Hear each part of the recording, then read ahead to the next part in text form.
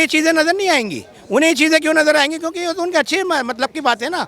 ये तो उनके लिए बहुत अच्छा हुआ है कि हाँ जी, कांवड़ियों को नुकसान पहुंचाया गया है, कांवड़ियों के ऊपर थूका गया है, उनके ऊपर मांस फेंका गया है, उनके ऊपर जो अश्लील बातें की गई हैं, और उनके जो माइक वगैरह हैं, जो कॉलम वगैरह जो बजाते हैं, डेक वगैरह बजाते हैं, उसके ऊपर इन्होंने आपत्ति जताई है। हाँ, लेकिन इन चीज़ों पर इनको आपत्ति नहीं जतानी होगी। ये माफ़ी नहीं मांगेंगे। क्यों नहीं मांगेंगे? क्योंकि इनके मन की बात हुई है। हो सकता है इन्हीं के अपने लोगों ने ये हरकतें की हों।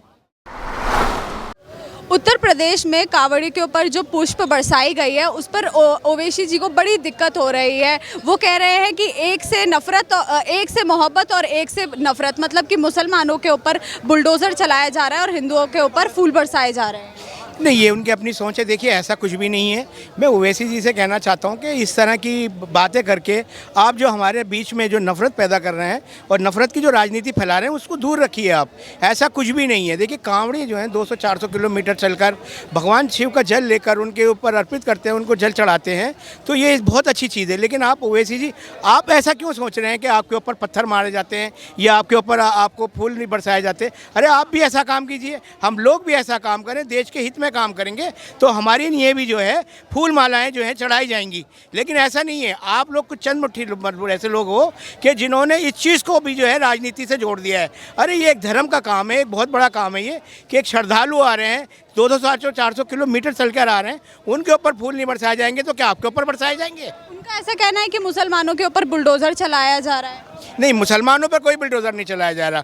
बुलडोज़र उन लोगों पर चलाया जा रहा है जो इस देश की परंपरा को तोड़ रहे हैं, जो इस देश के खिलाफ आवाज़ उठाते हैं, जो इस देश की संपत्ति को नुकसान पहुंचाता है, उसके ऊपर बुलडोज़र चलाया जाता है। किसी और के ऊपर बुलडोज़र नहीं चलाया जाता, क्योंकि बुलडोज़र उन्हीं पर चलाया जाएगा और चलता रहेगा जब तक ऐसे लोग मौजूद हैं जो हमारे देश में रहकर हमारे देश की खाते हैं, हमारे देश में सब कुछ करते हैं, फिर हमें गाली देते हैं। ऐसे लोगों के ऊपर बुलडोज़र 24 घंटे तैयार खड़ा रहेगा। क्या देश में मुसलमानों के साथ भेदभाव हो रहा है? उनका ऐसा ही कहना है कि मुसलमानों के ऊपर ही गोलियां चलाई जाती है, बुलडोज़र भी उन्हीं पे चलाया जाता है। कोई एक आंकड़ा दिखाए मुझे ऐसा कि जहाँ सिर्फ मुसलमानों पर ही गोलियां चलाई जाती हैं। कुछ भी ऐसा नहीं है। सिर्फ एक राजनीति है कि राजनीति के चलते ये लोग सिर्फ एक कौम को भड़काने की कोशिश कर रहे हैं। मैं तो कहता हूँ कि अगर ये लोग ये ऐसी बातें करते हैं तो इनके ऊपर देशद्रोही का मुकदमा चलना चाहिए। ओवैसी जी अभी चुप है, अभी जबकि मेरठ में कांवड़ियों के ऊपर थूक फेंका गया और दिल्ली के सीलमपुर के अंदर जो कि मांस फेंका गया और मुरादाबाद में कांवड़ियों का रास्ता बंद किया गया, अभी उन्होंने चुप क्यों रखी हुई है? हाँ, उन्हें ये चीज़ें नज़र नहीं आएंगी। उन्हें ये चीज़ें क्यों नज़र आएंगी? क्योंकि ये तो उनके अच्छे मतलब की बात है ना। ये तो उनके लिए बहुत अच्छा हुआ है कि हाँ जी, कांवड़ियों को नुकसान पहुंचाया गया है, कांवड़ियों के ऊपर थूका गया है, उनके ऊपर मांस फेंका गया है, उनके ऊपर जो अश्लील बातें की गई हैं, और उनके जो माइक वगैरह हैं, जो कॉलम वगैरह जो बजाते हैं, डेक वगैरह बजाते हैं, उसके ऊपर इन्होंने आपत्ति जताई है। हाँ, लेकिन इन चीज़ों पर इनको आपत्ति नहीं जतानी होगी। ये माफ़ी नहीं मांगेंगे। क्यों नहीं मांगेंगे? क्योंकि इनके मन की बात हुई है। हो सकता है इन्हीं के अपने लोगों ने ये हरकतें की हों। अभी उत्तर प्रदेश में जो कांवड़ियां निकल रही थी उनके ऊपर पुष्प बरसाई गई है, उससे ओवैसी जी को बड़ी दिक्कत हो रही है, तो किस तरीके से देखते हैं? देखिए, ओवैसी जी का तो कोई दायित्व नहीं है और कोई ना उसका वजूद है। वो हमेशा एक जब दो समुदाय आपस में मिलते हैं तो हिंदू मुस्लिम भाई एक दूसरे को गला लगाने चाहते तो भड़काऊ भाषण देना उनका पहला काम है। वो हमेशा एक दृष्टि से एक तरफा बात करते हैं, एक तरफा माहौल बनाने और बिगाड़ने का इन्होंने ठेका लिया हुआ है अपने आप को पॉपुलर करने के लिए। और जो युवा मुस्लिम भाई है उनकी भड़काऊ में आके ऐसे हरकत करके उसको पॉपुलर बना देते हैं। और जहाँ से ओवैसी साहब आते हैं हैदराबाद से, आप जो बात कर रहे हैं पुष्प बरसाने की, जब जुम्मे की नमाज अदा होती है, जो ईद मनती है, तो जब मुहर्रम निकलती है तो हिंदू लोग खड़े होकर भी फूल बरसाते हैं। दिल्ली में भी ऐसा करते हैं। आप कौन सी बात कर रहे हैं कि कांवड़ियों पर? और जब श्रद्धालु किसी का, आप जाते हैं हज पे, आप हिंदुस्तान में रहकर कोई आप अच्छा योगदान नहीं कर सकते, तो ऐसा भी क्यों भड़का रहे हैं लोगों को? उन्होंने ये भी सवाल खड़े किए हैं कि कांवड़ियों के ऊपर पुष्प बरसाए जा रहे हैं तो रोड पर नमाज क्यों नहीं?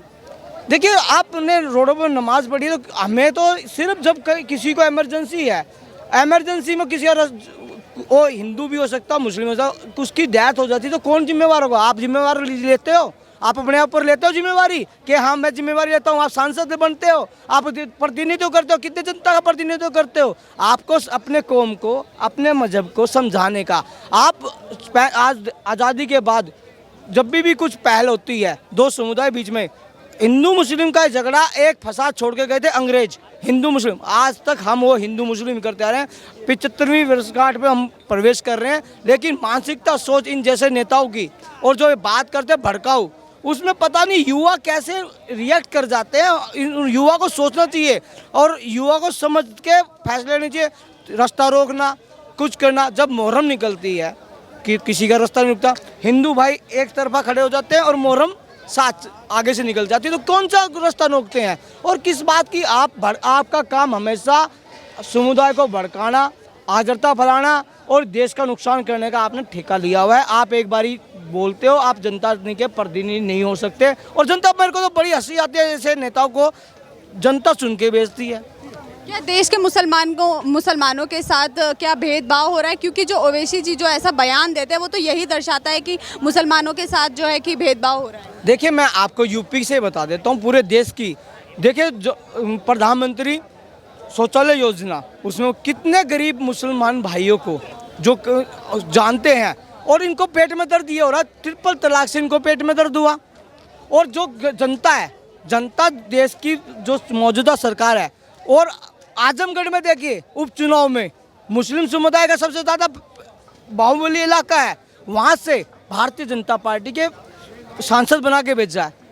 जो लोग समझते हैं, जो भारतीय हैं, भारतीय संविधान में चलना चाहते हैं, उनको परेशानी होती है, ये चाहते हैं हम दादा बने, हम दादागिरी दिखाएं, तो दादागिरी इनकी अब नहीं चलने वाली। और जो इस बात के वो करते हैं, इनको अपनी हार नज़र आती है और बौखलाहट नज़र आती है, और बौखलाहट के कारण ये अपने आप को फेमस करने के लिए अपने जो मसीहा बनते हैं, अपने आप के ऊपर वो बनते हैं, इसके भड़काऊ भाषण देने का इन्होंने ठेका लिया हुआ है। अभी कांवड़ियों को परेशान किया गया, हमने जैसे कि दिल्ली में भी देखा, मेरठ में भी देखा और मुरादाबाद में रास्ता भी बंद किया गया, कहीं थूक फेंका गया तो कहीं मांस फेंका गया। इस पर अभी ओवैसी चुप्पी बैठाए हुए हैं। नहीं, इस पर नहीं बोलेंगे इन्होंने, मैं बता रहा हूं, इन्होंने ठेका लिया हुआ है, ये इस बारे में कुछ नहीं बोलेंगे। इन्होंने बताया एक समुदाय का इन्होंने ठेका लिया हुआ है अपनी बात करने का, और दूसरे पक्ष को ये सुनने को तैयार नहीं है, ना उन बातों को जाने को है। जो बात गलत है, उस गलत को ये गलत नहीं कह सकते, और गलत के साथ खड़े हो जाते हैं। उनको बचाने के लिए सारा अपनी ताकत झोंक देते हैं, अपने मजहब को बचाने। और मजहब, चारों मजहब से देश बना है,